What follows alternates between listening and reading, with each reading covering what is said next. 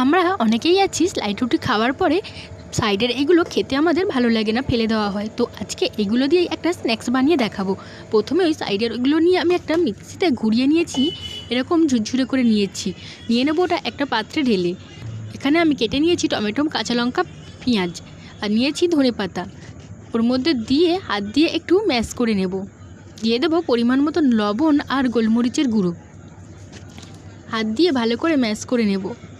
দিয়ে দেবো একটা কাঁচা ডিমটা দিয়ে আরেকটু ভালো করে মাখিয়ে নেব। এরকম একটা থকথকে ডো তৈরি হবে। আমি এখানে আগে থেকে তাওয়া গরম করে কিছুটা তেল দিয়ে রেখেছিলাম, ওটা গোলা রুটির শেপে দিয়ে দেব। দুটো সাইড মুচকু মুচকু করে ভেজে নেব। ভাজানো হয়ে গেলে নামিয়ে নেব। আমি এখানে সার্ভ করেছি টমেটো সস আর কাসুন্দি দিয়ে। এটা খেতে দুর্দান্ত